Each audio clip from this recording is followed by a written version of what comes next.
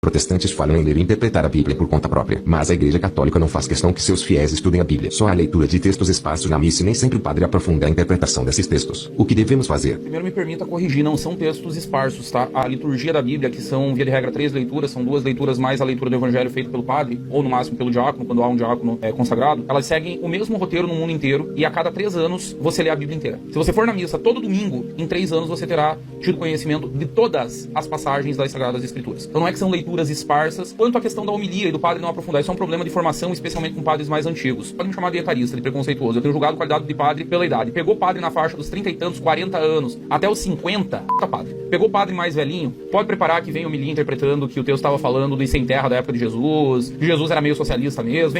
Dito isso, ele ainda é padre. Ele foi consagrado. Ainda que com formação porca, e sim, a formação foi porca por um bom tempo, especialmente, nós tivemos um vácuo aqui, na América Latina inteira, do México até a Terra do Fogo. Os Estados Unidos escapou. Não à toa eles têm um papa agora. Muito bem formado, diga-se de passagem. O primeiro grande fenômeno começa no final dos anos 50 e início dos anos 60, que é a teologia da libertação tomando em seminários. O evangelho virou um pré-manifesto comunista. Isso durou dos anos 50 até os anos 80. Foi um negócio de 30 anos. Até o então cardeal Joseph Ratzinger, depois Papa Bento XVI, sob auspício do Papa São João Paulo II, fazer um catarrapa. Ah, você quer defender a teologia da libertação? Vai virar bispo emérito. Ah, você quer defender a teologia da libertação? Você sai do estado eclesial, você não é mais padre. E assim foi, de monte. Só que isso gerou um vazio. Entre os anos 80 e os anos 2000 gerou um vazio bastante significativo. Os últimos anos de São João Paulo II, do ponto de vista administrativo, foram bastante complicados. O cardeal Joseph Ratzinger, na Congregação da Doutrina da Fé, estava focado em questões doutrinais, em questões teológicas, não à toa, para muitos ele é o Papa Teólogo. Para mim ele é o maior teólogo do mundo, do planeta Terra, desde São Tomás de Aquino. A produção literária dele é maravilhosa, a produção de teses, enfim, encíclicas depois como Papa, um monstro. O Departamento de Estado estava focado em diplomacia. A Cúria estava focada em tocar a rotina do Vaticano. E ninguém estava cuidando da igreja ao redor do mundo, inclusive pela situação de saúde debilitada de São João Paulo II. Ele conhecia os nomes dos 2.000 bispos. Ele sabia tudo da igreja, mas os últimos anos dele ele estava muito frágil. E aí ele não conseguiu botar outra coisa de pé no lugar desses seminários da teologia da libertação que foram desmontados. Nós tivemos um período de vácuo aí, de formação, uma série de coisas. Os carismáticos chegam nessa época e ocupam o vazio da parte emocional e se conectam de uma forma bastante expressiva de volta com os fiéis, conseguem trazer os fiéis aos poucos de volta para a igreja. E mesmo nos carismáticos aí começa um processo de formação melhor. A primeira geração de carismáticos era muita gritaria, muita glossolalia e pouca teologia. Já não é mais o caso. Vou dar um exemplo de padre carismático que tem uma profundidade teológica imensa. É um grande doutrinador, é um cara que merece ser seguido em rede social. Sigam ele no Instagram, sigam no Twitter. O padre José Eduardo é carismático. Pensa num cara com profundidade teológica. Pensa num cara com conhecimento de história, com preparo. E, obviamente, as homilias vão sair muito melhores e baseadas no que os textos estão ali. Porque a ideia da unidade dos textos, inclusive, é por isso que a Sagrada Liturgia é a mesma no planeta inteiro. A Congregação da Doutrina da Fé, agora não é mais congregação, né? De Castério, da Doutrina da Fé, define isso lá no Vaticano e passa isso para o mundo inteiro. É obrigatório no mundo inteiro. Qual é a ideia? É a unidade da mensagem da Igreja Universal. Católica, em grego, universal. É a unidade da mensagem. Aí você pergunta na questão do católico estudar as Sagradas Escrituras. Eu vou te dar a minha opinião a respeito disso. Não é consensual e nem majoritária na igreja. Não é nem majoritária, mas é a minha opinião. Curiosamente, ontem ela foi corroborada num vídeo que eu fui assistir 1h da manhã. Era um vídeo de um rabino, especialista em Kabbalah, falando sobre o estudo dos textos cabalísticos. Ele fala dos 15 textos que por séculos, por milênios, no meio judaico, foram proibidos. Hoje estão à disposição de todo mundo. O Zohar, inclusive, é um deles. Você acha todos os textos cabalísticos que ele menciona. É um longuíssimo vídeo. Aí ele explica por que esses textos foram proibidos por milênios. Há um motivo para eles terem sido proibidos. Tinha uma regra básica para estudar o Zohar, que é um texto introdutório a Kabbalah. É um texto introdutório. Sabe qual que era a regra para estudar o Zohar? 40 anos de idade. Eu, por exemplo, ainda não poderia. Eu faço 40 no dia 2 de fevereiro do ano que vem. Pai e casado. Se não preencher esses 3 requisitos mínimos, básicos, não pode ler. Segundo requisito, ser versado na teologia judaica tradicional, que é baseada na Torá e no Talmud. A Torá são os 5 livros do Pentateuco: Gênesis, Êxodo, Levítico, Números e Deuteronômio. Então tinha que ser versado no Talmud, na Torá, conhecer toda a teologia básica, dominar, ser casado e ter filhos. Preenchidos esses requisitos por isso, a nossa sociedade contemporânea perdeu a noção da questão espiritual. Nós tratamos a questão espiritual como se fosse qualquer conhecimento intelectual, tipo, sei lá, eu vou estudar para usar o Linux no meu computador. E a questão espiritual é séria demais. Não é o Linux. Não é se der pau eu formato e recomeço. Não é se der um bug eu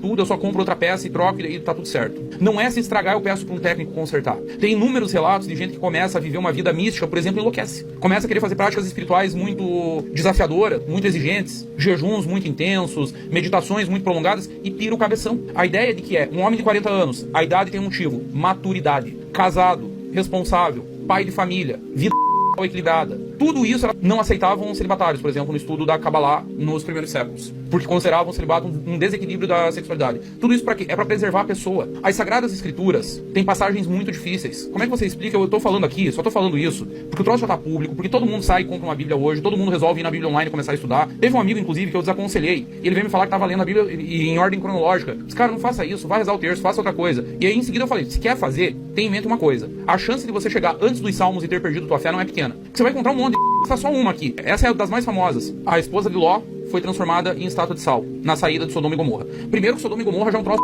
Os caras resolveram... A cidade se reuniu para tentar invadir a casa de Ló e os anjos que ele tinha recebido. Eram anjos do Senhor que tinham ido lá alertar ele sobre a corrupção e avisar que destruiriam Sodoma e Gomorra. E o Ló ainda tentou salvar eles. Os caras foram lá tentar estuprar o Ló, oferecer os filhos, os caras não queriam. Queriam os anjos. E é aí que o Ló foge. Aí a mulher do Ló vira, estátua de sal, sobram Ló e suas filhas. As filhas estão com o pai no meio do deserto, numa caverna, preocupadas porque o pai não tinha descendentes, e tomam a decisão. Dão um porre no pai e as duas filhas com o pai. E aí? A Bíblia tá validando incesto? É isso? Tá liberado incesto agora? Só uma das passagens pesadas do Velho Testamento, só uma delas. Pega qualquer pessoa despreparada. Bom, eu tenho um vídeo memético viral, vocês vão achar no TikTok, nos Shorts, no Reels, no Instagram, onde vocês quiserem procurar, vocês acham que é o pastor explicando que ele era polígamo porque estava na Bíblia. E sim, Salomão teve 1000 mulheres, e aí? Como é que fica? Também tá nas Sagradas Escrituras que Salomão foi o homem mais sábio que o mundo já conheceu. Ele trepava com 10, 20 diferentes por dia. O apetite sexual dele era uma das características notáveis de fraqueza de caráter de Salomão. Mas é o homem mais sábio que o mundo já conheceu. Notaram como a leitura descontextualizada e sem o devido preparo vai dar...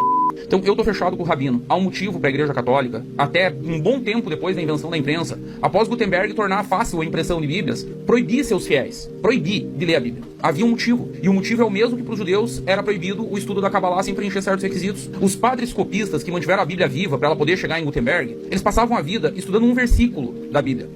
No judaísmo eles são mais radicais. A Torá tem rabino que mergulha para estudar uma letra e entender por que aquela letra entrou daquele jeito naquela palavra. Porque as letras no hebraico têm um simbolismo espiritual muito forte. E aí você acha que você vai dar uma lida e vai compreender o texto místico, espiritual, histórico, sociológico, tudo. Sem professor, sem acompanhamento, sem dedicar uma vida para isso. Ah, mas a igreja evangélica faz o curso bíblico. Faz. Cheio de erros, cheio de deficiências. A igreja protestante falhou na interpretação da Bíblia. E falhou justamente porque não há, humanamente, não há quantidade de pessoas suficientes para todo mundo poder ler, estudar e interpretar. É por isso que nós temos líderes espirituais. É por isso que nós temos padres, é por isso que nós temos bispos, é por isso que existe uma congregação para a doutrina da fé. Em caso de dúvida, vai parar lá. Não vai ser resolvido no bar escalão, não vai ser resolvido com bate-boca, não vai ser feito um debate na internet de 30 contra 1 para decidir qual é o significado. Não. Vão reler 2000 anos de teologia. Vão descobrir o que os pais da igreja, os padres do deserto, os primeiros monges, os padres do Carmelo, o que todo mundo pensa, o que Santo Agostinho escreveu disso? O que o melhor discípulo de Santo Agostinho disse disso? O que São Tomás de Aquino disse disso? Depois se chega na conclusão. É por isso que às vezes a igreja, inclusive, demora séculos para resolver algumas coisas. Nada se resolve de maneira muito simples e muito rápida. A questão espiritual é muito séria. Liderança espiritual é algo muito sério.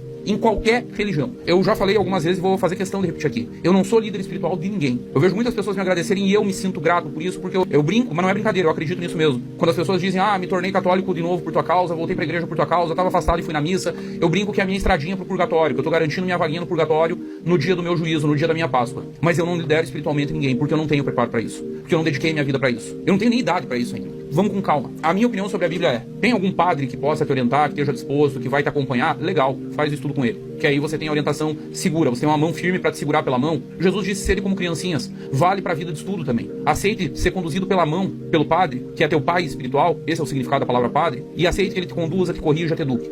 Não tem? Leia os Salmos. Cara, os Salmos são o maior livro de orações da história da humanidade. Cada um mais poderoso que o outro, cada um com características espirituais, teológicas profundíssimas. Profundíssimas, aborda quase todos os aspectos da vida humana. Leia o livro de Salmos. É um oratório sensacional. Quer ler história? Leia os evangelhos. Isso aqui, ó. Isso aqui, pra cá. Isso aqui são os evangelhos. Só os evangelhos. Nada além dos evangelhos. Missão Nossa Livraria Católica, de Curitiba, no Paraná. Tem os evangelhos de São Mateus, São Marcos, São Lucas e São João. E só. Tá aqui, ó. Começa pelo evangelho de São Mateus. Tá aqui os evangelhos. Ó a grossurinha. Quando eu quero relembrar da vida do Nosso Senhor, quando eu quero me inspirar, eu leio os evangelhos. Foca nos evangelhos e foca nos salmos, que é o que tem de melhor na Bíblia e que não oferece nenhum risco. No mais, vai na missa todo domingo, que em 3 anos você terá lido a Bíblia inteira. Terá tido contato com a Bíblia inteira.